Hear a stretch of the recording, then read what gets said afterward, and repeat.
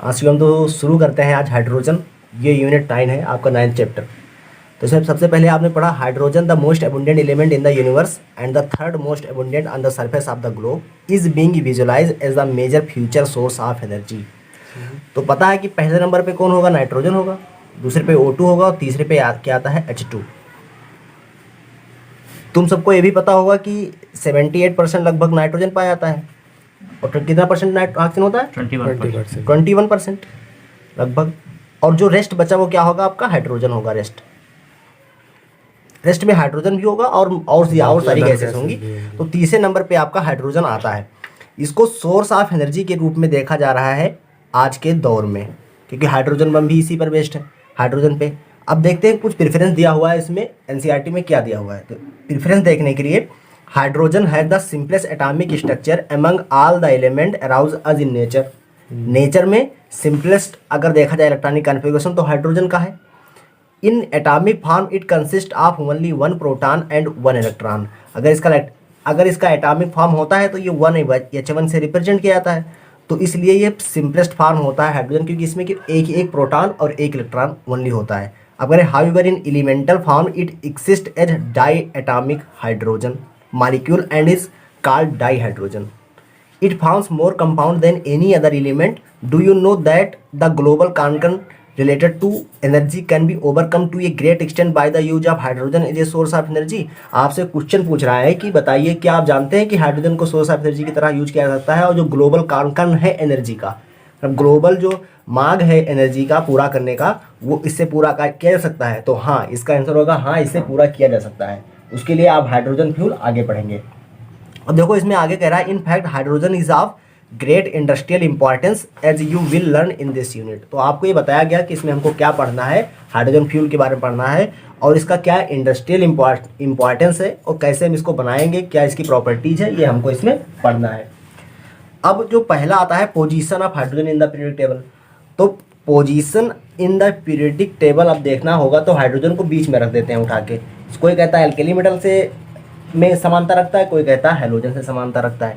अब दोनों को समझाने के लिए एनसीईआरटी ने कुछ पॉइंट दिए हैं, उसी को इसमें बताया गया है। देखते हैं, hydrogen is the first element in the periodic table, पहला एलिमेंट है।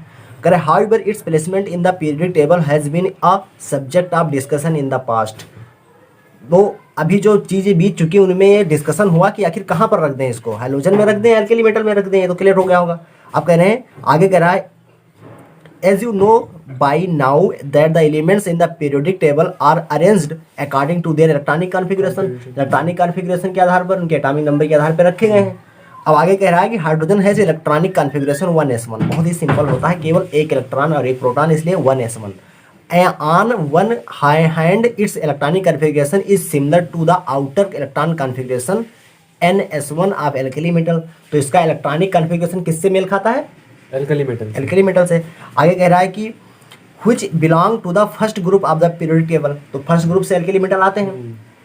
On the other hand, like halogen with NH2NP5 configuration belonging to the 17th group of the periodic table। तो जैसे ही NS1 एल्केली मेटल से resemble कर रहा है, वैसे ही NH2NP5 configuration से रिसेंबल कर रहा है, जो 17th ग्रुप का है। It is short by 1 electron to the corresponding normal gas configuration. इसमें एक इलेक्ट्रॉन कम है उसके करस्पॉन्डिंग जो उसके पास में रखा हुआ है नोबेल गैस हाइड्रोजन में, और इसके पास भी एक इलेक्ट्रॉन कम है, हाइड्रोजन के पास में भी हीलियम से इलेक्ट्रॉन कम है। जैसे यहाँ पे लिखा हुआ है हीलियम 1s2, तो हीलियम का 1s2 दिया हुआ है कि इसका होता है कॉन्फ़िगरेशन। तो ये चाहता है हाइड्रोजन की हीलियम में चेंज हो जाए। अब आगे लिख रहा है, hydrogen therefore has resemblance to alkali metal. इसलिए हाइड्रोजन होता है वो रिसेंबल करता है एल्केली मेटल से ड्यू टू इलेक्ट्रॉनिक कॉन्फ़िगरेशन। पहला पॉइंट हो गया। अब आगे कह रहा है इलेक्ट्रॉनिक कॉन्फ़िगरेशन में एक तो मैं अंडरलाइन कर लेना है इसको कि इलेक्ट्रॉनिक विन्यास यानी इलेक्ट्रॉनिक कॉन्फ़िगरेशन के तुलना में एल्केली मेटल से रिसेंबल कर रहा है। अब दूसरा कह रहा है कि which lost 1 electron to form unipositive ion. अगर एक इलेक्ट्रॉन निकलेगा तो H+ बन जाएगा। As well as with halogen से भी समानता रखता है। which gain 1 electron to form यूनिनेगेटिव ion. अगर एक इलेक्ट्रॉन गेन कर लेगा हाइड्रोजन तो H- बन जाता है, और हैलोजन भी Cl- या कोई भी बना सकते हो नेगेटिव X-। ठीक है, like alkali metals hydrogen forms oxide, halide and sulphide. तो ये चीज़ ध्यान देने वाली है कि जैसे ही एल्केली मेटल ऑक्साइड बनाते हैं, सल्फाइड बनाते हैं और साथ में क्या बनाते हैं, हैलाइड ना जी, वैसे ही हाइड्रोजन भी बनाता है ऑक्साइड, सल्फाइड और हैलाइड। तो ये समानता हो गई एल्केली मेटल से। अब आगे कह रहा है however unlike alkali metals it has very high ionisation enthalpy and does not possesses metallic characteristic under normal condition. अब ये दो डिफरेंस आ गया किसमें, हाइड्रोजन में और एल्केली मेटल में, क्योंकि एल्केली मेटल का जो आयोनाइजेशन एंथैल्पी होती है सबसे लो होती है, ठीक है, लेकिन हाइड्रोजन के पास में बहुत ही ज़्यादा, क्योंकि न्यूक्लियस के पास में होते हैं इलेक्ट्रॉन, इसलिए निकालना इनको आसान नहीं होता है, इसलिए इसकी क्या होती है, हाई आयोनाइजेशन एंथैल्पी होती है। और ये मेटेलिक कैरेक्टर भी प्रोसेस करता है, मेटेलिक कैरेक्टर प्रोसेस नहीं करता है हाइड्रोजन, जबकि एल्केली मेटल नाम में ही मेटल है, तो नाम में मेटल है तो काम तो मेटल का होगा ही, तो वो मेटल है, लेकिन हाइड्रोजन क्या है, नॉन मेटल है। अंडर नॉर्मल कंडीशन पे ये, यानी कि यहाँ पर लिखा है अंडर नॉर्मल कंडीशन, इसका मतलब क्या, ये हाइड्रोजन मेटल हो सकता है कि नहीं हो सकता है कभी, मेटल, हाँ मेटल हो सकता है कभी कि नहीं हो सकता है, क्योंकि यहाँ लिखा है अंडर नॉर्मल तब कंडीशन। इसके हिसाब से तो हो सकता है अंडर नॉर्मल कंडीशन, क्योंकि एनसीईआरटी लिखती है अंडर नॉर्मल कंडीशन, तो इसका मतलब ये कुछ प्रेफरेंस दे रहे हैं कि इसी पर मानोगे तब होगा। तो हो सकता है कि किसी में हाइड्रोजन को मेटल माना गया हो, ऐसा भी हो सकता है, पता नहीं एनसीईआरटी क्या कहना चाहती है। देखो आगे लिखा है in fact in terms of ionisation enthalpy, अगर आयोनाइजेशन एंथैल्पी देखें तो हाइड्रोजन रिसेंबल करता है मोर विद किससे, हैलोजन से। किससे रिसेंबल करता है, हैलोजन से। तो आयोनाइजेशन एंथैल्पी अगर कहे कि आयोनाइजेशन एंथैल्पी में किससे समानता दिखाता है तो क्या बोलोगे, हैलोजन। अब डेल्टा एच ऑफ लिथियम दिया हुआ है 520 किलो जूल पर मोल, एफ का दिया हुआ है 1680 किलो जूल पर मोल एंड हाइड्रोजन का दिया हुआ है 1312 किलो जूल पर मोल, यानी कि रिसेंबल किसके पास में है, 1680 के पास में है ज़्यादा। तो इसका आर्डर यहाँ पे लिख लेना कि सबसे ज़्यादा आयोनाइजेशन एंथैल्पी क्या है, एफ का, उसके बाद एच का, फिर लिथियम का, डेल्टा एच आयोनाइजेशन एंथैल्पी। ये तुम्हारा हो गया, ये समानता है तुम्हारा लिथियम हाइड्रोजन का और हैलोजन का। आयोनाइजेशन एंथैल्पी 1 पॉइंट मिल गया। दूसरा कह रहा है लाइक हैलोजन इट फॉर्म्स ये डायटोमिक मॉलिक्यूल, हैलोजन की तरह ये क्या करता है, डायटोमिक मॉलिक्यूल बनाता है, combine with elements to form hydride and ये large number of covalent compound. तो जैसे ही हैलोजन तुम्हारा H2 होता है, ऐसे ही हाइड्रोजन भी क्या होता है, H2 होता है, इनकी डायटोमिक मॉलिक्यूल होता है। साथ में क्या कह रहा है कि हाइड्राइड बनाता है, जैसे हैलोजन बनाता है हाइड्राइड, HCl बनाया, HF बनाया, सब हाइड्राइड तो है, वैसे ही हाइड्रोजन भी तो साथ में है ना, ये भी तो हाइड्राइड ही है, तो हाइड्राइड बनाता है। मान लो और एग्जांपल ले लो जिसमें हैलोजन नहीं है, जैसे NH3 हो गया ना, PH3 हो गया, सब क्या है, कोवेलेंट है, तो कोवेलेंट कंपाउंड भी बनाता है, नंबर ऑफ कोवेलेंट कंपाउंड, और ये सब साथ में क्या है, कोवेलेंट कंपाउंड है। तो कोवेलेंट कंपाउंड भी बनाता है हैलोजन और हाइड्रोजन दोनों। तो अगर तुमसे कहे कि हैलोजन और हाइड्रोजन की समानता किसमें होगी, तो आपको बताना है आयोनाइजेशन एंथैल्पी हो गया, साथ में ये हाइड्राइड बनाते हैं और ये कोवेलेंट कंपाउंड बनाते हैं, ठीक है जी।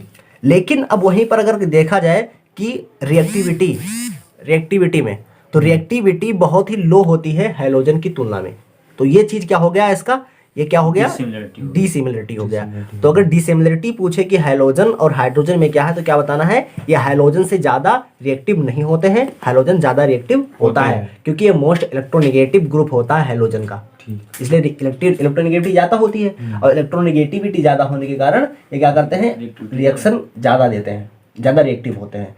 लेकिन ये हाइड्रोजन का बात हो रहा है, H2 का बात हो रहा है, H2 का बात हो रहा है, क्योंकि H2 का जो बांड होता है HH, अभी आगे पढ़ोगे, स्ट्रांगेस्ट होता है किसी भी सिंगल बांड से, किसी भी सिंगल बांड से, इसलिए ये जल्दी टूटता नहीं है। लेकिन अगर एटॉमिक हाइड्रोजन बांध करेंगे तो वो ज़्यादा रिएक्टिव होता है, एटॉमिक हाइड्रोजन अभी आगे पढ़ोगे इसमें। अब आगे कह रहा है in spite of the fact that hydrogen to a certain extent resemble both with alkali metals and halogen. अभी तुमने डिसिमिलरिटी भी देखी, सिमिलरिटी भी देखी हैलोजन से और एल्केली मेटल से, समझ में आ गया।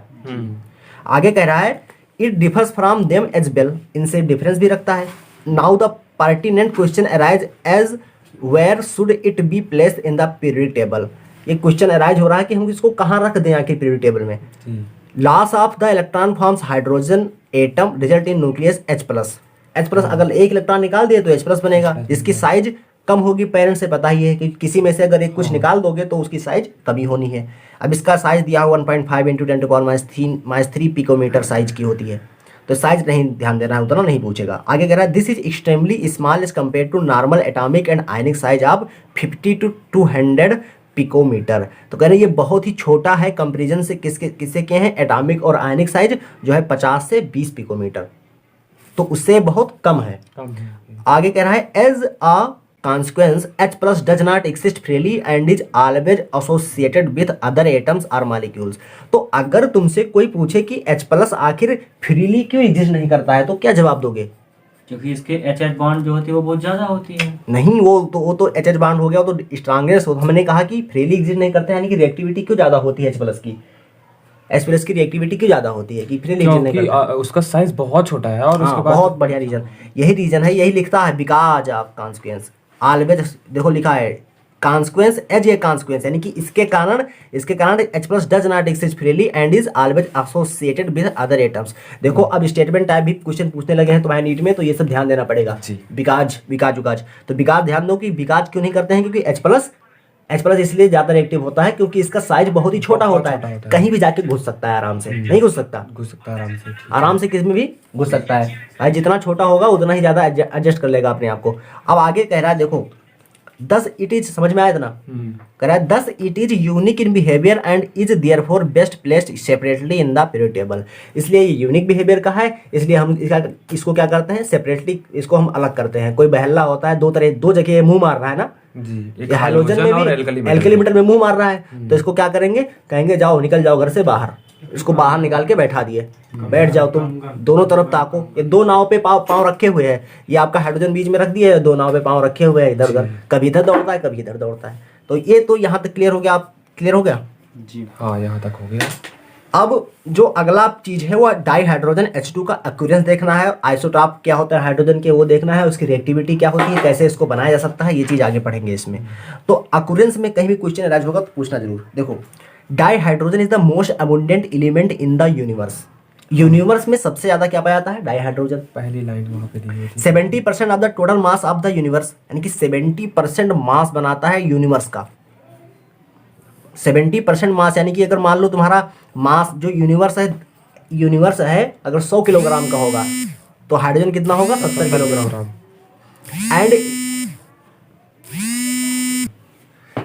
तो 70 किलोग्राम क्या होगा, हाइड्रोजन होगा। And is the principal element in the solar atmosphere. कह रहा है प्रिंसिपल एलिमेंट है, सबसे ज्यादा पाया जाने वाला प्रिंसिपल एलिमेंट है सोलर एटमॉस्फेयर में कौन, हाइड्रोजन। डाई हाइड्रोजन है, ये ध्यान रखना, क्योंकि जो अगर हाइड्रोजन एटम होगा तो फ्रीली एग्जिस्ट नहीं करेगा क्योंकि इसका साइज क्या होता है, छोटा। अब कह रहा था giant planet Jupiter and Saturn. तो जो जुपिटर और सैटर्न होता है वो मोस्टली कंसिस्ट क्या करता है, हाइड्रोजन। मोस्टली उसमें क्या होते हैं, हाइड्रोजन होते हैं। हाउएवर इस पर रटने वाला चीज है, सीधे से कई बार पढ़ोगे याद हो जाएगा। Jupiter and Saturn mostly consist of hydrogen. करें however due to its light nature, बहुत ही हल्का होता है, सबसे हल्का होता है। It is much less abundant 0.15% by mass in the earth atmosphere. तो अर्थ एटमॉस्फेयर में सबसे कम पाया जाता है, समझे? तीसरे नंबर पे है, तीसरे नंबर पे है, पहले में दिया हुआ था। तो 0.15% by mass in the earth atmosphere. तो अर्थ एटमॉस्फेयर में बहुत कम पाया जाता है क्योंकि ये बहुत ही लाइट होता है, उड़ जाता है, सरफेस पे रुक नहीं पाता है। Of course in the combined form it constitutes 15.4% of the earth crust and ocean. तो ओशियन में और अर्थ क्रस्ट में कंबाइंड फॉर्म में जुड़ा हुआ देखा जाए किसी भी कंपाउंड से तो कितना पाया जाएगा, 15.4%। कितना पाया जाएगा, 15.4%। कहना in the combined form beside in water it occurs in plant and animal tissue. तो वाटर के अलावा ये प्लांट में पाया जाता है और एनिमल टिश्यू में पाया जाता है। वो तो पाया जाएगा हाइड्रोजन ना, हाइड्रोजन सब जगह होता है। अब आगे कह रहा है carbohydrate, protein, hydride including hydrocarbons and many other compound. तो लगभग सभी में पाया ही जाता है हाइड्रोजन, तो सब में मिलता है लगभग। तो देखो कार्बोहाइड्रेट पाया जाता है, प्रोटीन में भी पाया जाता है, हाइड्राइड में भी पाया जाता है और हाइड्रोकार्बन में तो पाया ही जाएगा। तो अब ये तुम्हारा यहाँ तक क्लियर हो गया। तो इसमें दो चीज ध्यान देने वाले हैं, 0.15% बाई मास अर्थ क्रस्ट में और 15.4% कंबाइंड। एक क्वेश्चन यहाँ से अराइज होता है कि जो मतलब कि हाइड्रोजन है, हाँ, वैसे तो सभी जगह यहाँ पे मॉलिक्यूल के फॉर्म में एग्जिस्ट करता है। इसमें दिया हुआ पृथ्वी मतलब जुपिटर और सैटर्न पे, हाँ, और यहाँ पे सन पे मैंने कहीं पढ़ा था शायद, सन पे जो है एटम के फॉर्म में एग्जिस्ट करता है। तभी तो वहां पे सन पे इतना ज्यादा क्यों, सन इसी के कारण तो ज्यादा हॉट है क्योंकि वहां पर एटॉमिक फॉर्म में होता है, और एटॉमिक फॉर्म जब जुड़ता है H2 बनाता है तो एनर्जी निकलती है, अभी आगे पढ़ोगे। तो जब एनर्जी निकलती है इसलिए सन क्या है, बहुत ज़्यादा ज्वलनशील है, बहुत ज़्यादा जलता रहता है हमेशा, क्योंकि उसमें एनर्जी निकलती रहती है हाइड्रोजन के जुड़ने से। यही तो प्रिंसिपल है किसका, हाइड्रोजन बम का। अभी आगे पढ़ोगे। अब देखो अगला क्या कह रहा है, देखो यहाँ पर है आइसोटोप्स ऑफ हाइड्रोजन। हाइड्रोजन के आइसोटोप दिए हुए हैं, अब इसके बारे में देखो पढ़ते हैं कुछ। देखो हाइड्रोजन है 3 आइसोटोप, हाइड्रोजन के पास 3 आइसोटोप हैं। कौन, प्रोटियम है, इसको हम दिखाते हैं 1H1 से। ड्यूटेरियम है, इसको दिखाते हैं 1H2 से, या इसको D से भी रिप्रेजेंट करते हैं जी। ठीक है। एंड ट्रिटियम है 1H3, ट्रिटियम क्या है 1H3, R इसको T से भी दिखा सकते हैं। Can you gives how these isotopes differ from each other, क्या तुम बता सकते हो, पूछ रहा है क्या तुम बता सकते हो, बिल्कुल बता सकते हैं। हाँ। क्योंकि इसको 2 से में से 1 घटा दो 1, यहाँ से 1 से 1 घटाओगे 0, यानी कि 0 क्या होगा, प्रोटॉन की न्यूट्रॉन, प्रोटॉन। तो इसका प्रोटॉन कितने पे बता सकते हो, न्यूट्रॉन न्यूट्रॉन आएगा ना, एटॉमिक वेट में से अगर प्रोटॉन का नंबर माइनस करते हैं 1 - 1 यानी 0 न्यूट्रॉन। यहाँ पर अभी आगे लिखा भी है, तो 0 न्यूट्रॉन, यहाँ पर 1 न्यूट्रॉन, यहाँ पर 2 न्यूट्रॉन होते हैं। तो इस आधार पे बता सकते हो अंतर। आगे चल के तुम पैरा हाइड्रोजन और आर्थो हाइड्रोजन पढ़ोगे, लेकिन यहाँ पे एनसीईआरटी में नहीं है, उसको नहीं पढ़ना है ठीक है। अगर these isotopes differ from one another in respect of the presence of neutron, neutron के प्रेजेंस में क्या है, डिफरेंस रखते हैं। ऑर्डिनरी हाइड्रोजन, जो ऑर्डिनरी हाइड्रोजन होता है प्रोटियम, कौन होता है, ऑर्डिनरी प्रोटियम। अगर तुमको पूछे कि ऑर्डिनरी हाइड्रोजन बताओ तो क्या होगा, प्रोटियम होगा। हैज नो न्यूट्रॉन, कोई भी न्यूट्रॉन नहीं है इस पे प्रोटियम में। Deuterium also known as heavy hydrogen, deuterium को हैवी हाइड्रोजन भी कहते हैं जी। Has 1 and tritium has 2 neutron. तो ये चीजें क्वेश्चन पूछा भी जा चुका है, सब ध्यान रखना कि किसमें कितने न्यूट्रॉन हैं। और ऑर्डिनरी हाइड्रोजन किसे कहते हैं, प्रोटियम प्रोटियम को कहते हैं।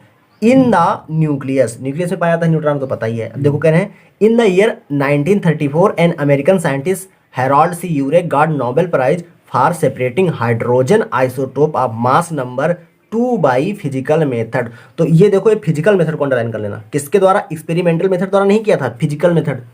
एक्सपेरिमेंट तो क्या है होगा, लेकिन ये किस मेथड द्वारा सेपरेट किया था, फिजिकल मेथड, यानी कि उड़ा दिए थे पानी को उड़ा दिए थे, तो जो बचा था वो तुम्हारा हाँ मास नंबर 2 का, यानी कि फिजिकल मेथड से किए होंगे, यानी कि हल्के वाले को उड़ा दिए होंगे 1H1 को, तो बचा होगा 1H2। तो ये तुम्हारा फिजिकल मेथड द्वारा किए था किसने, यूरे ने। इनके लिए नोबेल प्राइज मिली थी। ये सब चीज़ें नहीं याद करना है, बस याद करना है किसके मेथड द्वारा, फिजिकल मेथड द्वारा ठीक है, 2 बाई। अब आगे कह रहा है the predominant form is protean. Predominant form कौन है, प्रोटियम सबसे ज्यादा, यानी कि सबसे ज्यादा पाया जाने वाला कौन है, प्रोटियम है। टेरेस्ट्रियल, आगे कह रहा है terrestrial hydrogen contains 0.0156% of deuterium mostly in the form of HD। तो एक चीज ध्यान देने वाली है कि जो टेरेस्ट्रियल हाइड्रोजन होता है, टेरेस्ट्रियल हाइड्रोजन मतलब पठारों में पाया जाता है, जमीनों में पाया जाने वाला जो हाइड्रोजन होता है, वो 0.0156% क्या कंटेन करता है, ड्यूटेरियम। क्या कंटेन करता है, deuterium, mostly in the form of HD। यानी हाइड्रोजन और ड्यूटेरियम दोनों जुड़े होते हैं, कंबाइन होते हैं एक दूसरे से। और कितना होता है ड्यूटेरियम, 0.0156%। ठीक है, ये सब रटे यहाँ से क्वेश्चन पूछे जाते हैं, क्योंकि इस बार भी नीट में यहाँ से पूछा है बीटा पार्टिकल का। देखो आगे लिखा है the tritium concentration is about 1 atom पर 10⁻18 एटम्स ऑफ प्रोटियम, यानी कि 10 के पावर 18 एटम। अगर 10 के पावर 18 तुम्हारे पाए जाएंगे प्रोटियम, यानी कि 1H1 होगा, तो इसमें तुम्हारा एक आएगा कौन, 1D2 1H2 ठीक है, यानी कि ड्यूटेरियम एक आएगा। 10 के पावर 18 यानी कि बहुत ज़्यादा जब हाइड्रोजन होंगे, 10 के पावर 18 यानी कि ट्रिटियम दिया हुआ है ना वहाँ पे। नहीं ट्रिटियम नहीं है, the tritium sorry tritium 1H3, यानी कि ट्रिटियम तुम्हारा 1H1 से, तो ट्रिटियम कितना पाया जाएगा, 1। 10 के पावर 18 में से ट्रिटियम कितना पाया जाएगा, 1 पाया जाएगा। अब देखो आगे कह रहा है आप these isotopes only tritium is radio active and emits low energy beta negative particle, जिसका टी हाफ कितना है 12.33 ईयर। ये JMN में भी पूछा जा चुका है, तुम्हारे नीट में भी पूछा जा चुका है इस बार। तो कह रहा है कि आप these isotopes only tritium is radio active and emits low energy beta negative particle, T half होता है 12.33 ईयर। तो चीज रटने वाली है। यहाँ तक क्लियर हो कुछ क्वेश्चन, कोई क्वेश्चन अभी तो नहीं, ठीक है। अब ये melting point, relative abundance, relative atomic mass सब जानते हो। Melting point, boiling point, density, enthalpy of fusion ये सब दिया हुआ है चार्ट में, इसको देख सकते हो। अब चार्ट में देखने के लिए देखो, हाइड्रोजन का देखा है मेल्टिंग पॉइंट कितना है 13.96, यानी कि ये बढ़ता जा रहा है। देखो मेल्टिंग पॉइंट बढ़ता जा रहा है ना, तो मेल्टिंग पॉइंट जैसे एटॉमिक नंबर बढ़ेगा बढ़ेगा, ऐसे ही तुम्हारा बॉइलिंग पॉइंट है, देखो बढ़ता जा रहा है, बॉइलिंग पॉइंट बढ़ता जा रहा है, ट्रिटियम का सबसे ज़्यादा होता है। अब डेंसिटी भी देखो, डेंसिटी हमेशा नीचे जाने पर ग्रुप में नीचे जाने पर बढ़ती है, यानी कि एटॉमिक नंबर बढ़ने पर बढ़ती है। और साथ में अगर तुम लेफ्ट से राइट जाओगे तब भी बढ़ेगी डेंसिटी। अब जब पीरियडिक टेबल पढ़ाएंगे, पीरियडिसिटी पढ़ाएंगे, तो उसमें अच्छे से पढ़ाएंगे डेंसिटी कहाँ पर एक्सेप्शन होता है इसका, कहाँ क्या होता है। अब देखो डेंसिटी भी बढ़ रही है, देखो ना। साथ में इंथैल्पी ऑफ फ्यूजन, देखो यहाँ पर ट्रिटियम का नहीं दिया हुआ है, ट्रिटियम को ज़्यादा स्टडी नहीं किया गया है क्योंकि क्या है, रेडियो एक्टिव है ना। अब देखो इंथैल्पी ऑफ फ्यूजन भी बढ़ रहा है, यानी कि हाइड्रोजन का ज़्यादा कम है और हाइड्रोजन का ज़्यादा है, यानी कि D2 को इंथैल्पी ऑफ फ्यूजन मतलब गलने की कह सकते हो, या वैसा कोई एनर्जी होती है। देखो इंथैल्पी ऑफ वेपोराइजेशन, ये भी तुम्हारा यही आर्डर है। देखो अभी तक जितने आर्डर मिले सब ऐसे ही मिले बढ़ते हुए, ठीक है, तो इसको याद करने में आसानी है कि नहीं है। अब आगे कह रहा है कि इंथैल्पी ऑफ बॉन्ड, तो इंथैल्पी ऑफ बॉन्ड में भी देखो D2 का ज़्यादा है H2 से ना, D2 का ज़्यादा है H2 से, तो ये ध्यान रखना कि एंथैल्पी ऑफ बॉन्ड डिसोसिएशन जिसकी ज़्यादा होगी वो जल्दी टूटेगा नहीं, यानी कि D2 जल्दी टूटेगा कि H2 जल्दी H2 टूट जाएगा कि हाँ, नहीं टूटेगा, H2 टूट जाएगा जल्दी लेकिन D2 नहीं टूटेगा। आगे है इंटरन्यूक्लियर डिस्टेंस, तो ये तो दोनों का सेम है, देखो समान है। देखो आयोनाइजेशन एंथैल्पी इसका दिया हुआ है, लेकिन हम ड्यूटेरियम का पता नहीं कर पाए हैं, अभी नहीं लिखा हुआ है यहाँ पे। आगे है इलेक्ट्रॉन एंथैल्पी, कोवेलेंट रेडियस और आयनिक रेडियस केवल H2 का लिखा हुआ है, तो इससे कोई मतलब नहीं है। यहाँ तक जो बढ़ने वाला क्रम है इसको ध्यान में रख के चलना, और ये आसान है याद करना क्योंकि एक ही आर्डर सबका है। ओके, अब आगे है तो आपका सिंस, कह रहा आगे देखो, कह रहा since the isotope have the same electronic configuration, isotope का सेम इलेक्ट्रॉनिक कॉन्फ़िगरेशन होगा, आइसोटोप का सेम यानी कि उसका एटॉमिक नंबर क्या है, सेम है, तो एटॉमिक नंबर सेम है तो इलेक्ट्रॉनिक कॉन्फ़िगरेशन सेम होगा। They have almost the same chemical property, और केमिकल प्रॉपर्टी किससे रिलेट करती हैं, आउटर इलेक्ट्रॉनिक कॉन्फ़िगरेशन यानी कि बैलेंस इलेक्ट्रॉन से, और बैलेंस इलेक्ट्रॉन सेम है तो केमिकल प्रॉपर्टी सेम होगी। The only difference is in their rates of reaction, केवल किस में डिफरेंस होगा, रेट ऑफ रिएक्शन, और वो भी किससे, बॉन्ड डिसोसिएशन एंथैल्पी चेंज होगी, इसलिए रेट क्या होगा, चेंज होगा। वही आगे लिखा हुआ है, कह रहा है the only difference is in their rates of reaction mainly due to their different enthalpy of bond dissociation. तो बॉन्ड डिसोसिएशन एंथैल्पी क्या होगी, डिफरेंस है। देखो D2 की ज्यादा है H2 से, यानी कि D2 जल्दी नहीं टूटेगा, तो वो रिएक्शन भी कम देगा, यानी कि रिएक्शन कम हो जाएगा, यानी कि रिएक्टिविटी H2 की ज्यादा होगी D2 से, ठीक है। अब आगे कह रहा है however in physical properties these isotopes differ considerably due to their large mass difference. अब फिजिकल प्रॉपर्टी डिपेंड करती है मास नंबर पे, फिजिकल प्रॉपर्टी डिपेंड करती है मास नंबर पे, और मास नंबर देखो डिफरेंट आ रहा है सबका, मास नंबर डिफरेंस आ रहा है, तो वो तुम्हारी क्या करेंगी, डिफरेंस शो करेंगी फिजिकल प्रॉपर्टी में, ठीक है। अब अगला तुम्हारा 9.3 है। अब हम कुछ इसका प्रिपरेशन देख सकते हैं, प्रिपरेशन देख, अब हम नॉर्मल इसके बारे में जान गए, अब हम प्रिपरेशन देखेंगे कैसे हम H2 को बनाएं। तो देखो there are numbers of methods for preparing dihydrogen from metal, metal से, पहले तुमको मेटल ये ध्यान देना, मेटल से बनाने के लिए बहुत से तरीके हैं, एंड मेटल हाइड्राइड, दोनों में मेटल ही है, ये ध्यान देना। मेटल से बनाने में, हाइड्रोजन को मेटल से बनाने में और मेटल हाइड्राइड से बनाने में बहुत ही कई सारे मेथड हैं। उसमें से हम कुछ मेथड पढ़ेंगे, लेबोरेटरी पढ़ेंगे, कमर्शियल पढ़ेंगे, 2 मेथड पढ़ना है, लेबोरेटरी मेथड और कमर्शियल मेथड।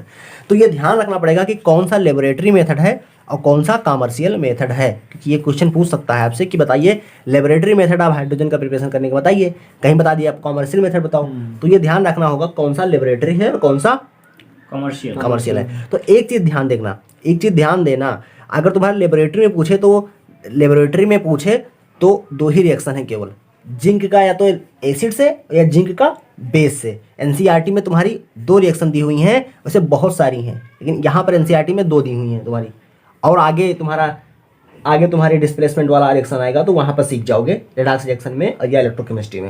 लेकिन यहाँ देखो, it is usually prepared by the reaction of granulated zinc with dilute hydrochloric acid. Dilute hydrochloric acid डालने पर जिंक पर जिंक क्या करेगा, डिस्प्लेस कर देगा हाइड्रोजन को ना, क्योंकि जो ये इलेक्ट्रोकेमिकल सीरीज में ऊपर रखा हुआ है तो हाइड्रोजन को एसिड से निकाल देगा और बनाएगा H2। ठीक है, ऐसे ही एक्वस एल्कीन डालोगे तब भी हाइड्रोजन निकाल देगा और साथ में बनाता है सोडियम जिंकेट। ये ध्यान रखना, Na2ZnO2 क्या बनाता है, सोडियम जिंकेट। सोडियम जिंकेट बनाता है Na2ZnO2।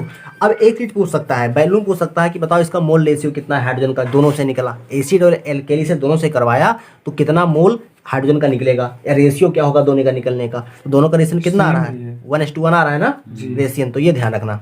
ठीक है, बैलूम पूछे या मोल पूछे कितना निकल रहा है, कितना बैलूम निकल रहा है, तो दोनों में सेम ही निकल रहा है। अब ये देखो कमर्शियल प्रोडक्शन ऑफ डाइहाइड्रोजन, हम लेबोरेटरी में 2 पढ़े हैं, एसिड से और बेस से, किस पे, जिंक पे ना, जिंक पे हमने 2 ही पढ़ा, एसिड पे, एसिड या बेस से जिंक को करवा दो, लेकिन बराबर मोल निकलता है H2 का।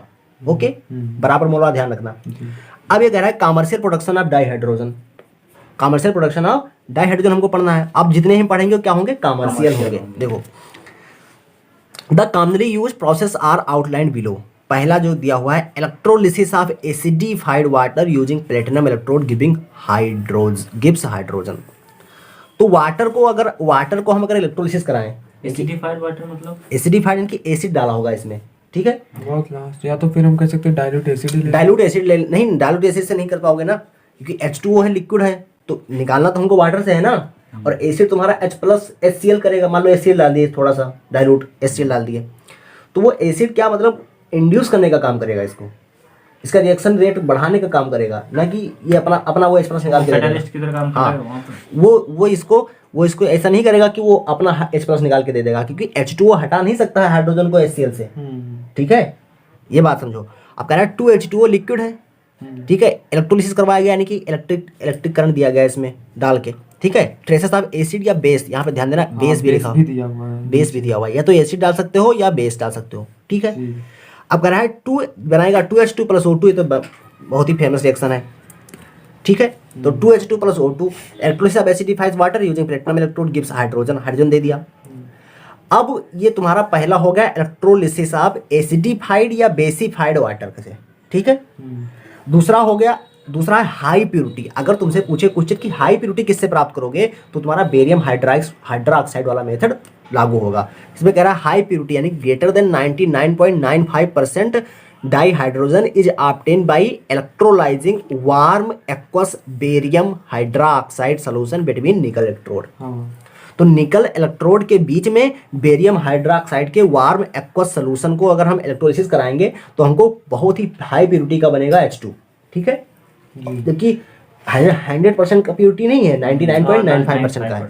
ठीक है, अब कह रहे हैं थर्ड, जो 2 समझ में आया। थर्ड देखो, it is obtain as by product in the manufacture of sodium hydroxide. जब हम सोडियम हाइड्रोक्साइड बनाते हैं, NaOH बनाते हैं, तब इसके बाई प्रोडक्ट के रूप में निकलता है। ठीक है, अगर है and chlorine by the electrolysis of brine solution, यानी कि इसमें H2 भी निकल रहा है बाई प्रोडक्ट और Cl2 भी निकल रहा है बाई प्रोडक्ट। तो तुम्हारा यहाँ पे क्लोरीन निकलता है और हाइड्रोजन निकलता है बाई प्रोडक्ट के रूप में। By the during electrolysis the reaction takes place. तो रिएक्शन जो होती हैं वो यहाँ पर दी हुई हैं। पहला तुम्हारा दिया हुआ है, देखो एट एनोड पे है, तो एनोड क्या होता है, पॉजिटिव होता है ना। एनोड पॉजिटिव होता है तो निगेटिव को अपनी तरफ खींचेगा, यानी कि Cl- जो तुम्हारा NaCl तुम्हारा था, NaCl इसमें प्लस और निगेटिव था, तो ये Cl है वो तुम्हारा एनोड पे चला जाएगा और प्लस तुम्हारा कहाँ चला जाएगा, कैथोड पे।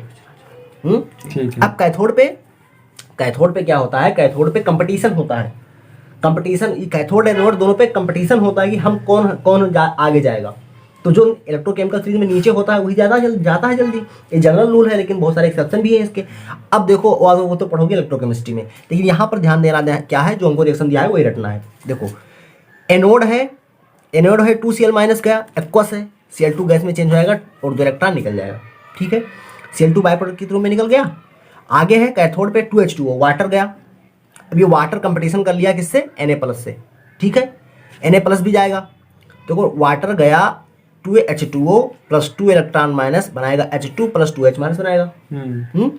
अब ओवरऑल रिएक्शन क्या लिख सकते हो, तुम्हारे पास में Na+ बचा था, साथ में Cl- बचा था और 2H2O, ये तुम्हारा बन जाएगा Cl2 + H2 और साथ में 2NaOH। ठीक है, यहाँ पे H2O गया है क्योंकि ये नीचे रखा हुआ है, Na+ से, Na+ ऊपर है, ठीक है, इसलिए Na+ का नहीं हुआ, वरना दूसरा बन जाता प्रोडक्ट। तो ये रिएक्शन समझ में आया। अगर अब इसमें क्या समझना है, कोई तुमसे पूछे कि बाई प्रोडक्ट की तरह हाइड्रोजन और क्लोरीन किस में निकलता है तो क्या बताओगे? जब सोडियम हाइड्रोक्साइड बनाई जाती है, जब सोडियम हाइड्रोक्साइड बनाई जाती है ब्राइन प्रोसेस से, ब्राइन से, ठीक है। और ये तीनों तुम्हारे क्या हो गए? कमर्शियल मेथड हो गए। अगला क्या है? Reaction of steam on hydrocarbon और coke at high temperature in the presence of catalyst yield hydrogen.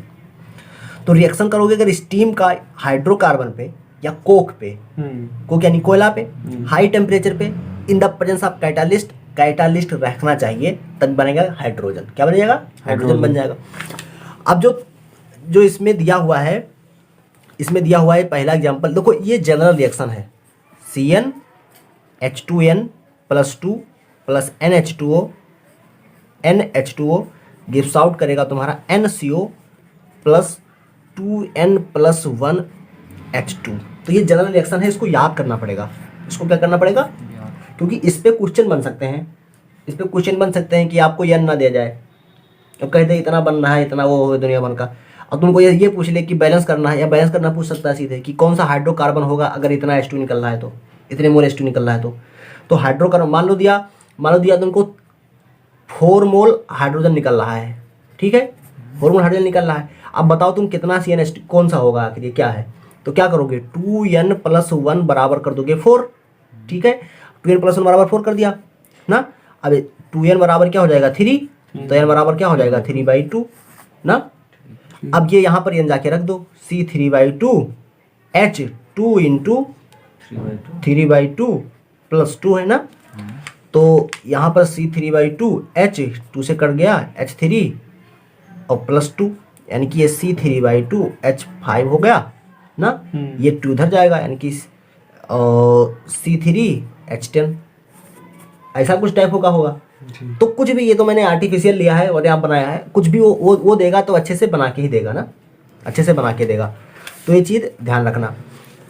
ऐसे क्वेश्चन बना के पूछ सकता है, या तो तुमको कहते हैं कि कितना मोल H2O का लगेगा, कुछ भी पूछ सकता है, कितना मोल NCO का निकलेगा, CO का कितना मोल निकलेगा। ये जनरल जो रिएक्शन होगी यही होगी, CnH2n+2 plus NH2O gives out करेगा निकिल 1270 केल्विन के उपस्थिति में NCO प्लस 2n+1 H2 में चेंज होगा। यहाँ पर H2O नहीं है, ध्यान रखो, वो वाला रिएक्शन नहीं है। CnH2n plus 3n+1 H2O, 3n+1/2 H2O gives H2 gives out करने वाला H2O जिसे बनता है, वो वाला रिएक्शन नहीं है।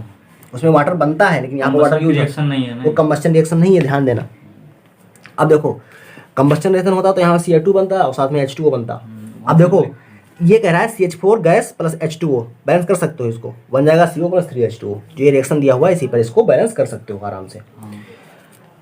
अब ये देखो कह रहा है कि the mixture of CO and H2 is called water gas. जो ये CO और H2 बना इसको क्या कहेंगे? Water gas. As this mixture of CO and H2 is used for the synthesis of methanol and a number of hydrocarbon, it is also called synthesis gas or syngas। अब एक चीज ध्यान रखना, अगर पूछे मिक्सचर ऑफ CO H2 तो क्या बताओगे? Water gas. अगर पूछे कि मेथेनॉल और हाइड्रोकार्बन बनाया जाता है तो उस गैस क्या कहेंगे? सिन गैस या सिंथेसिस गैस तभी कहोगे जब वो कहेगा कि इससे प्रोडक्ट मेथेनॉल या हाइड्रोकार्बन कहे, या कोई और हाइड्रोकार्बन का नाम दे दे और कहे कि ये बनाया जा रहा है इससे, तो उससे क्या कहोगे? सिंथेसिस गैस या सिन गैस। लेकिन तुम्हारा ये CO और H2O का मिक्सचर क्या है? H2 का मिक्सचर क्या है? वाटर गैस है। ये ध्यान आएगा। आगे देखो, समझ में आ रहा है कि और सिलो पढ़ा है? देखो, nowadays syngas is produced from sewage, sawdust, scrap wood, newspaper etc। इन सब चीजों से आजकल बनाया जा रहा है सिन गैस, यानी कि उसमें भी कार्बन का ऑक्साइड, कार्बन होगा ही, H2 हाइड्रोजन होता ही है। तो क्या करते हैं, आसानी से सस्ता पड़ता है, इकोनॉमिकली फिजिबल होता है। किससे? कौन? सीवेज आसानी से मिल जाएगा। साडस्ट, हम कहीं भी गंदगी फैलाए रहते हैं तो ये तो मिल ही जाएगा। सीवेज मिल ही जाएगा, साडस्ट मिल जाएगा, स्क्रैप वुड भी मिल जाएगा। स्क्रैप वुड मतलब कि छीलन, जो लकड़ी की छीलन होती है ना, वो भी तो मिल जाएगी ना। बुरादा मिल जाता है आसानी से। स्क्रैप वुड, न्यूज़पेपर से आसानी से मिल जाएगा, तो इससे आसानी से बनाया जा सकता है। आगे क्या कह रहा है? The process of producing syn gas from coal is called coal gasification. अगर हम कोल से बनाएंगे इसको तो क्या कहेंगे? Coal gasification. क्या कहेंगे? Coal gasification. जैसे सी सॉलिड है प्लस H2O गैस है ना, एक कोक है, कोल है, यानी कि 1270 केल्विन, देखो टेम्परेचर तीनों जगह भी सेम ही है, CO गैस बना प्लस H2 गैस बना, ये तुम्हारा क्या बन गया, वाटर गैस ना। अब कह रहा है कि the production of dihydrogen can be increase by reacting carbon monoxide of syn gas mixture with steam in the presence of iron chromate as catalyst. तो ये लाइन बहुत ही इंपॉर्टेंट है। क्या कह रहा है, देखो CO को हमको कोई काम नहीं है, CO बहुत ही खतरनाक गैस है, जानते हो, साइलेंट किलर कहते हैं इसको, साइलेंट किलर कहते हैं CO को। ये बहुत ज़्यादा इसका रिएक्टिविटी होती है अपने हीमोग्लोबिन से, मार डालती है आदमी को। अगर मारना हो किसी को, CO डाल के बंद कर दो उसको कमरे में, दिन सुबह मरा हुआ मिलेगा। अब इसको यूज मत करना मारने के लिए। आयरन क्रोमेट तुम्हारा क्या करते हैं, हमको CO काम नहीं है, CO का कोई काम नहीं है, और CO क्या है, पॉइजन है, पॉइजनस है। तो उसमें उसको क्या करेंगे हम, उसमें आयरन क्रोमेट डाल देंगे, और आयरन क्रोमेट डालने पर क्या होगा, CO कन्वर्ट हो जाएगा CO2 में, और CO2 ज़्यादा नुकसान नहीं करता है, CO2 ज़्यादा नुकसान नहीं करता है, इसलिए CO2 अच्छा बनना भी है। और जब CO तुम्हारा यहाँ से निकल जाएगा तो ली चैटेलियर का प्रिंसिपल पढ़े होगे। ली चैटेलियर प्रिंसिपल बताता है कि जहाँ पर कमी होगी उसको भरेगा ना। तो यहाँ पर CO का कम हो रहा है, यानी कि किसी बर्तन में इसको रखे हो तो CO जब कम हो रहा है तो इस तरफ रिएक्शन जाएगी फॉरवर्ड की तरफ, तो फॉरवर्ड की तरफ जाएगी तो H2 ज़्यादा बनेगा ना, और हमको H2 तो चाहिए ज़्यादा ना, H2 ही ज़्यादा चाहिए। तो H2 ज़्यादा करने के लिए आयरन क्रोमेट डाल देंगे, वो CO को चेंज कर देगा CO2 में, और CO2 में जैसे चेंज होगा रिएक्शन डिसबैलेंस होगी तो फॉरवर्ड भागेगी तो H2 ज़्यादा बनेगा। अब कह रहा है कि CO गैस, इसको स्टीम से रिएक्शन कराते हैं H2O गैस से ना, क्योंकि स्टीम बहुत ही आसानी से मिल जाता है। कह रहे हैं 673 केल्विन कैटालिस्ट, तो ये बन जाएगा CO2, और साथ में इसमें भी H2 बन रहा है ना, तो रिएक्शन तो आगे बढ़ रही है ना अच्छे से। This is called water gas shift reaction, water gas shift reaction कहते हैं। एक चीज ध्यान देना, water gas shift reaction, water gas shift करने के लिए, वाटर गैस को शिफ्ट करने के लिए तुम्हारा यूज होता है आयरन क्रोमेट। लेकिन अगर कहे कि कार्बन डाइऑक्साइड को निकालने के लिए क्या यूज होता है, तो उसके लिए क्या कहोगे, arsenious sulphide, arsenite solution, sodium arsenite solution लेंगे, ठीक है, आर्सेनेट सल्फाइड कहते हैं। देखो आर्सेनेट, सोडियम आर्सेनाइट कहेंगे। देखो this is called water gas shift reaction, carbon dioxide is removed by scrubbing with sodium arsenite solution. तो अगर कहे कि हमको CO2 बनाना है, CO से CO2 बनाना है, यानी कि वाटर गैस शिफ्ट करवाना है, H2 को ज्यादा प्रोडक्शन करवाना है, तो कौन सा कैटालिस्ट, आयरन क्रोमेट। कौन सा कैटालिस्ट, आयरन कैटालिस्ट। लेकिन कहे कि अगर हमको CO2 को निकालना है तब क्या बोलोगे, तो हमको सोडियम आर्सेनाइट सोल्यूशन। तो क्या बोलोगे, सोडियम आर्सेनाइट सोल्यूशन। अब कुछ चीजें हमको एबंडेंस पॉइंट ऑफ व्यू से दी हुई हैं एनसीईआरटी में, कह रहा है कहाँ से कितना हमको मिलता है, ठीक है, हाइड्रोजन।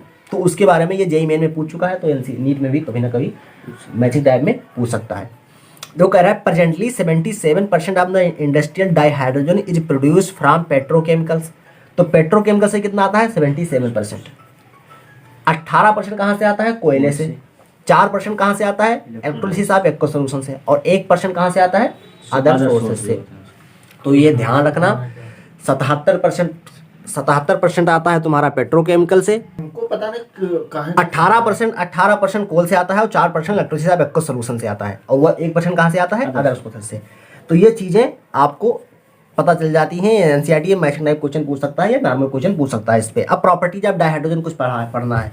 पहले ये फिजिकल प्रॉपर्टी देखेंगे, उसके बाद क्या देखेंगे, केमिकल प्रॉपर्टीज। तो फिजिकल प्रॉपर्टी में देख लेते हैं, dihydrogen is a colourless, odourless, tasteless combustible gas. तो ये ध्यान रखना होगा, एक कलरलेस है, इसका कोई भी कलर नहीं है। अडरलेस है, सूंघने पर सूंघ नहीं जाएगी, जान नहीं पाओगे। टेस्टलेस है, इसको चीखने पर यानी कि अगर जीभ में लगाओगे तो कोई टेस्ट नहीं आने वाला। कंबस्टाइल गैस है, इसलिए इसको गुब्बारे में यूज नहीं कर सकते हैं हल्का होने के बावजूद, ठीक है। तो ये 4 चीज़ें लिखा हुआ है, colourless, odourless, tasteless, combustible gas है। It is lighter than air and insoluble in water.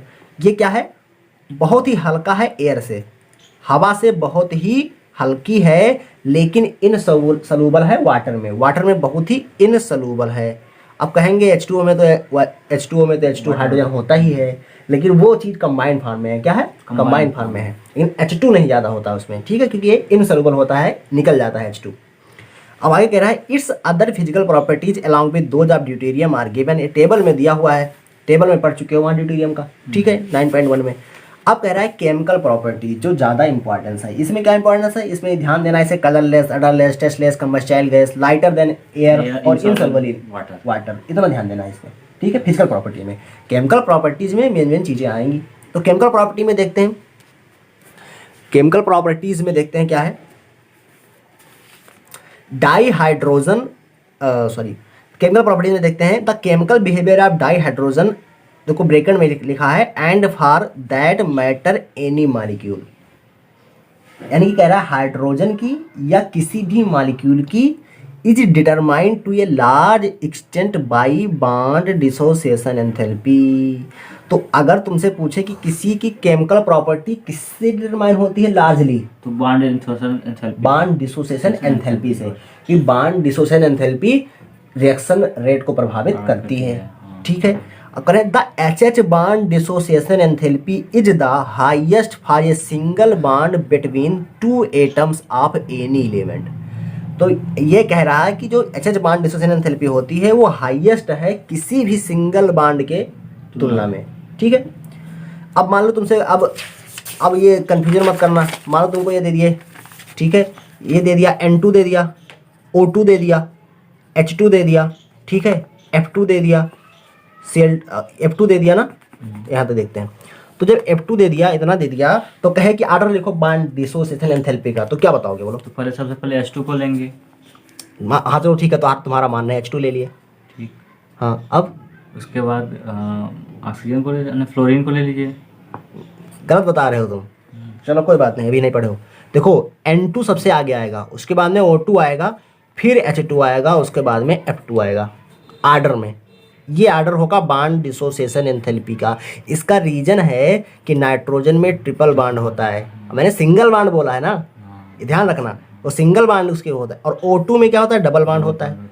H2 में क्या होता है, सिंगल बॉन्ड होता है। F2 में क्या होता है, सिंगल बॉन्ड होता है। तो एनी सिंगल बॉन्ड से हाई है, लेकिन डबल बॉन्ड से थोड़ी बोला है, डबल बॉन्ड से थोड़ी बोला है। तो ये ध्यान रखना, ध्यान रहेगा, लिख लो ऊपर, ठीक है। अब ये तुम्हारा हो गया, कहाँ थे, यहाँ पे, ठीक है। Single bond between two atoms of any elements, ध्यान दो इधर।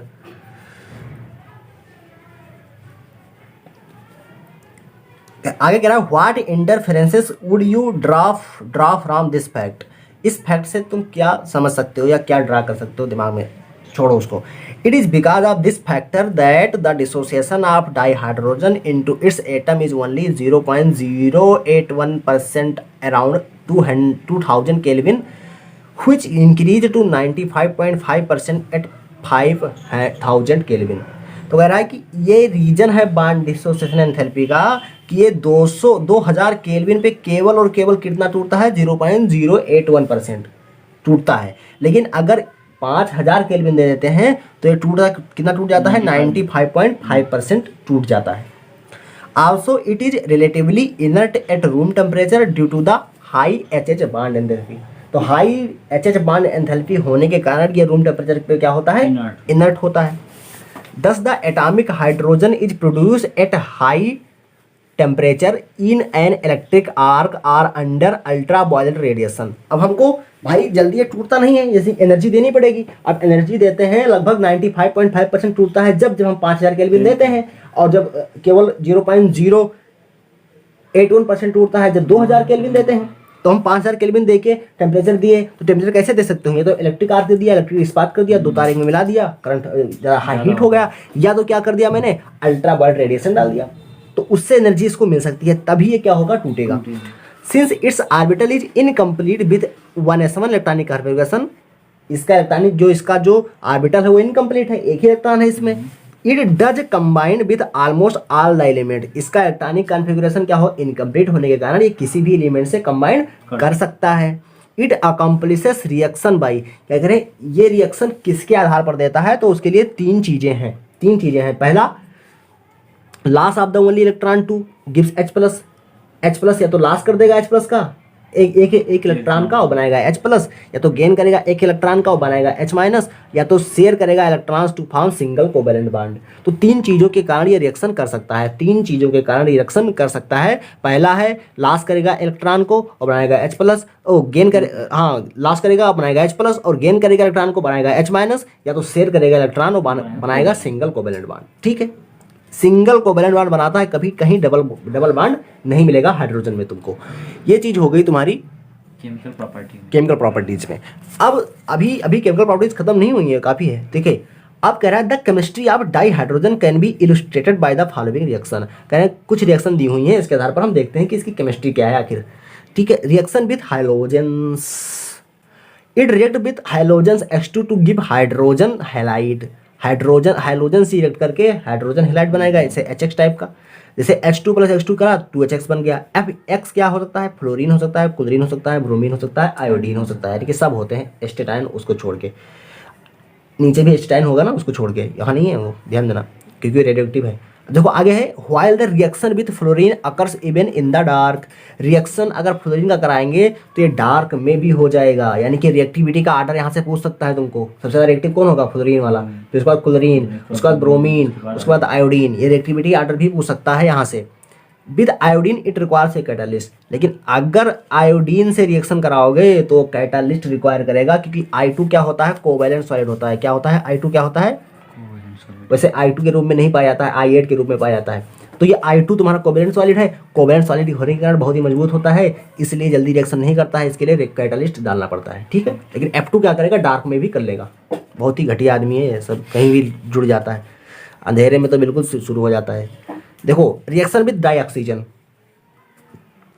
डाइऑक्सीजन के साथ कंबशन से बोल सकते हैं, किसको, कंबशन रिएक्शन यहाँ से ऑक्सीजन के साथ रिएक्शन कर रहा है तो हाँ देखो नहीं यहाँ पे कंबस्शन इसे नहीं बोल सकते हैं, क्योंकि कंबस्शन में CO2 और H2 निकलता है। ठीक है, कंबस्शन इसको नहीं बोल सकते हैं, वरना कंबस्शन लिखता है यहाँ पे, उसमें CO2 और H2 बनता है कंबस्शन में, ये ध्यान रखना। All dissociation reaction are not combustion reaction, ये ध्यान रखना। It react with dioxygen to form water. अगर डाई ऑक्सीजन से रिएक्ट करेगा तो वाटर बनाएगा। This reaction is highly exothermic. देखो बचपन में जादूगर आते थे और भक्त से जलाते थे कुछ, पानी उसमें कहते थे पानी आ गया, तो हम सब कहते थे यार जादूगर तो बहुत बढ़िया जादूगर दिखा दिया, पानी ला दिया। तो वो यही करते थे, उसमें क्या करते थे, हाइड्रोजन I2 निकालते थे और कैटालिस्ट डाल देते थे, उसमें हीट होता था, वो जलने लगता वो जलता था, जैसे जैसे पानी बन जाता था, और हम समझते थे कि जादू हो गया। तो ये चीज़ें जब H2 और O2 को कंबाइन करवाते हैं कैटालिस्ट और हीट करते हैं तो क्या बन जाता है, H2O पानी।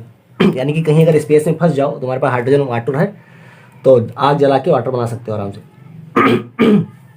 और ये क्या है, एक्सोथर्मिक है, बहुत ज़्यादा एनर्जी निकलती है इसमें। ठीक है, एक्सोथर्मिक है, इसमें एनर्जी निकलती है। तो -285.9 किलोजूल पर मोल, इसको याद नहीं करना है, बस ये ध्यान रखना है कि हाईली एक्सोथर्मिक है। क्या है, बहुत ही ज़्यादा एक्सोथर्मिक है, यानी कि ज़्यादा एनर्जी निकलती है। अब कह रहा है, आगे कह रहा है reaction with die nitrogen. With die nitrogen it forms ammonia. Die nitrogen के साथ में क्या बनाएगा, अमोनिया। तो ये बहुत ही कई बार पढ़ोगे इस रिएक्शन, तो कई बार पढ़ोगे, कचा जाओगे इस रिएक्शन से, हाइबर प्रोसेस से। ठीक है, 3H2 gas plus N2 gas gives out करेगा 2NH3। 673 kelvin, 200 atmosphere. देखो 200 एटमॉस्फेयर, ये ध्यान रखना, 673 केल्विन। Fe और MO होता है, यहाँ पर Fe दिए हुए हैं, आगे इसको अच्छे से पढ़ेंगे, यहाँ पर इसे हम पढ़ ले रहे हैं। डेल्टा ए भी क्या होती है, एक्सोथर्मिक होती है। ठीक है, रिएक्शन इससे भी हम अमोनिया बनाते हैं, ये यूज है H2 और N2 का। अब कहते हैं this is the method for the manufacture of ammonia by the Haber process. तो ये हाइबर प्रोसेस द्वारा अमोनिया का बनाने का मेथड है। आगे देखो, रिएक्शन विथ मेटल्स, हमने एक पढ़ा, रिएक्शन विथ हाइड्रोजन पढ़ गया, रिएक्शन विथ डाई ऑक्सीजन पढ़ लिया, रिएक्शन विथ डाई नाइट्रोजन पढ़ लिया। अब रिएक्शन विथ मेटल पढ़ने वाले हैं। With many metals it combine at high temperature to yield the corresponding hydride. अगर मेटल से कंबाइन करेगा तो हाइड्राइड बनेगा। हाइड्राइड में जानते थे क्या था, H- था ना, क्योंकि इलेक्ट्रॉन वो गेन कर ले रहा है। तो यहाँ पर ध्यान देना कि H- होता है हाइड्राइड, यानी कि H नेगेटिव कहाँ पर होता है, मेटल हाइड्राइड में H कैसे होता है, H- में के रूप में। देखो H2 गैस है, 2M गैस मेटल आया, मेटल आया तो बन जाएगा 2MH। और M क्या है, एल्केली मेटल है। क्या है, यानी कि सोडियम होगा, पोटेशियम होगा, रुबिडियम, सीजियम, ऐसा हो सकता है। अब कह रहा है कि reaction with metal ions and metal oxide. तो हमने रिएक्शन विथ मेटल पढ़ लिया, अब हमको पढ़ना है reaction with metal ions and metal oxide.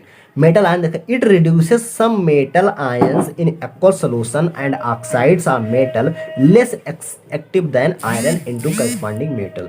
तो ये क्या करता है, रिड्यूस कर देता है मेटल आयन को एक्वस सॉल्यूशन में, और ऑक्साइड के जो मेटल के ऑक्साइड होते हैं उनको जो आयरन से लेस एक्टिव हैं, यानी कि आयरन के नीचे रखे हुए हैं, हाँ, ठीक है, इलेक्ट्रोकेमिकल सीरीज में। जैसे कि है H2 + PD2+2, यानी कि हाइड्रोजन के भी नीचे रखा होगा ना PD प्लेटिनम, तो H2 PD+2, तो PD ये चेंज कर देगा, PD को हटा देगा उसके सोल्यूशन से और बना देगा PD, सॉलिड को चेंज कर देगा और 2H+ स्वयं एसिड स्वयं जुड़ जाएगा एसिड में। आगे है YH2 gas plus MXOY solid gives out करेगा XM सॉलिड प्लस YH2O। तो ये तुमसे जनरल बना के पूछ सकते हैं, जनरल चीज़ें बना के पूछ सकते हैं, ये रिएक्शन जनरल है तो इसको याद कर लेना। YH2 होगा तो MXOY तुम्हारा कोई ऑक्साइड हो गया तो इसको चेंज कर देगा, X मेटल बना देगा और साथ में वाटर बन जाएगा। तो ये ध्यान रखना, अगर ऐसा कोई रिएक्शन दिखाए हुआ H2 के साथ में तो उसको मेटल बनाना है और जितना बने उतना वाटर बना देना है, बैलेंस कर देना है। ओके, अब रिएक्शन विथ ऑर्गेनिक कंपाउंड, अभी तक हमने यहाँ तक पढ़ा, अब रिएक्शन विथ ऑर्गेनिक कंपाउंड पढ़ते हैं। It reacts with many organic compound in the presence of catalyst to give useful hydrogenated products of commercial importance. तो कमर्शियल इंपॉर्टेंस के बहुत सारे हाइड्रोजिनेटेड प्रोडक्ट मिलते हैं इससे। हाइड्रोजिनेटेड मतलब हाइड्रोजन का जुड़ना, हाइड्रोजन जुड़ जाते हैं उसमें। पहला क्या है, hydrogenation of vegetable oils using nickel as catalyst gives edible fats, margarine and vanaspati ghee. तो मार्गरीन एंड वनस्पति घी को हाइड्रोजनेशन से प्राप्त करते हैं, किसके द्वारा, वेजिटेबल ऑयल का हाइड्रोजनेशन कराने से। यानी वेजिटेबल ऑयल लेंगे हम और उसमें क्या करेंगे, हाइड्रोजन ऐड कर देंगे, हाइड्रोजनेशन करवाएंगे, तो उससे क्या बन जाएगा, तो निकेल कैटलिस्ट की उपस्थिति में तो उससे बन जाएगा एडिबल फैट हो जाएंगे, जो खाने योग्य एडिबल फैट देगा। और एडिबल फैट का एग्जांपल क्या है, मार्गरीन और वनस्पति घी। क्या है, मार्गरीन और वनस्पति घी। तो ये तुम्हारे एडिबल फैट अगर पूछे कि एडिबल फैट का एग्जांपल बताओ तो क्या बताओगे, मार्गरीन और वनस्पति घी। ठीक है। और वेजिटेबल ऑयल को निकेल कैटलिस्ट की उपस्थिति में चेंज करता है एडिबल फैट में, और एडिबल फैट क्या है, मार्गरीन एंड वनस्पति घी। दूसरा क्या है, hydroformylation of olefins yield aldehydes which further undergo reduction to give alcohol. तो हाइड्रोफार्माइलेशन रिएक्शन पढ़ोगे ऑर्गेनिक केमिस्ट्री में, वहां पर क्या करता है, हाइड्रोजन को ऐड किया जाता है, वहाँ भी हाइड्रोबोरेशन रिएक्शन पढ़ोगे वहाँ पे, वो दूसरा चीज़ है, HBO दूसरा चीज़ है। यहाँ पर ये हाइड्रोफार्माइलेशन वहाँ भी पढ़ोगे, जब वहाँ हाइड्रोकार्बन पढ़ोगे तो वहाँ भी पढ़ोगे हाइड्रोफार्माइलेशन। अब यहाँ पे हाइड्रोफार्माइलेशन तुम्हारा है, हाइड्रोफार्माइलेशन ये सीधे पूछ सकता है, बताइए हाइड्रोफार्माइलेशन क्या है, तो ये सीधे बताना है कि किसी भी ऑर्गेनिक अनसैचुरेटेड कंपाउंड में, यानी कि डबल बॉन्ड हो उसमें या ट्रिपल बॉन्ड हो, उस पे हाइड्रोजन और CO का जुड़ना क्या है, हाइड्रोफार्माइलेशन ना। ठीक, तो H2 और CO का रिएक्शन करा देंगे अगर RCH डबल बॉन्ड CH2 से, तो बन जाएगा RCH2 CH2 CHO, ठीक है। अब इसको अगर और H2 दोगे तो और रिड्यूस होगा तो बन जाएगा अल्कोहल। तो ऑर्गेनिक केमिस्ट्री में पता होगा कि हाइड्रोकार्बन से बन जाता है CHO बना, अगर इसको रिड्यूस करोगे तो अल्कोहल बन जाता है। एसिड से एल्डिहाइड या कीटोन बनता है और एल्डिहाइड कीटोन से अल्कोहल बन जाता है उल्टा रिड्यूस करने पे। और ऑक्साइड अगर तुम ऑक्सीडेशन कर रहे हो तो अल्कोहल से बन जाता है एल्डिहाइड या कीटोन, और करोगे तो तुम्हारा क्या बन जाएगा, एसिड ऑक्सीडेशन पे। ये चीज़ तो नॉर्मल चीज़ें पता होगा। तो जो दो चीज़ें हो गई किसके लिए, ऑर्गेनिक कंपाउंड बनाने में, पहला पढ़ा तुमने वेजिटेबल ऑयल वाला और दूसरा पढ़ा हाइड्रोफार्माइलेशन ऑफ ऑर्गेनिक कंपाउंड। अब देखो ये एक क्वेश्चन दिया हुआ है, comment on the reaction of di hydrogen with chlorine sodium and copper second oxide. Copper second oxide सब रिएक्शन करना है ना। तो क्लोरीन से देखो, क्लोरीन से रिएक्शन करोगे तो HCl बना लेगा ना, सोडियम से रिएक्शन करोगे तो NaH बना लेगा। लेकिन यहाँ ध्यान देना, यहाँ पर प्लस में रूप में है HCl में और यहाँ पर क्या है, निगेटिव में है H-, ठीक है। और कॉपर सेकंड ऑक्साइड से रिएक्शन करोगे तो क्या बनेगा, कॉपर को हटा देगा, रिड्यूस कर देगा, कॉपर को कॉपर सॉलिड में चेंज कर देगा ना, जल बाहर निकाल देगा और वाटर बाहर निकाल देगा। ये कंप्लीट हो गया। अब कह रहा है uses of dihydrogen, uses of dihydrogen. The largest single use of dihydrogen is in the synthesis of ammonia which is used in the manufacture of nitric acid and nitrogenous fertiliser.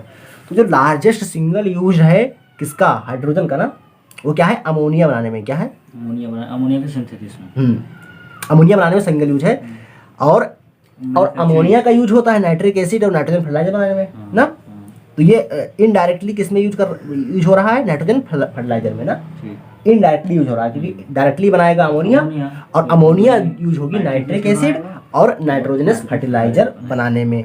दूसरा point क्या है, कह रहा है dihydrogen used in the manufacture of वनस्पति fat, भी पढ़ चुके हैं ना, हाइड्रो वाला वनस्पति fats by the hydrogenation of poly unsaturated vegetable oils.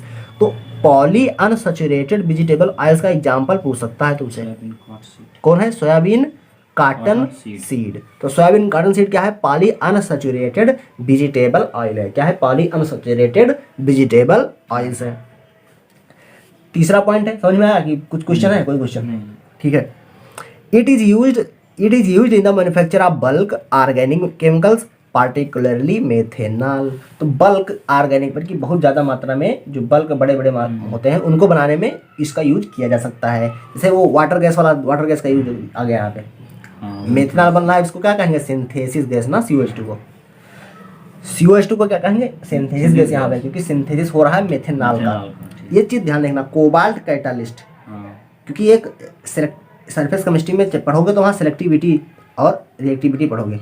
तो सेलेक्टिविटी में क्या होता है कि डिफरेंट कैटालिस्ट की उपस्थिति में सेम सब्सटेंस डिफरेंट प्रोडक्ट देता है। तो वहाँ पे फॉर्मल्डिहाइड भी बनता है, मेथेनॉल भी बनता है, और CH4 मेथेन भी बनता है।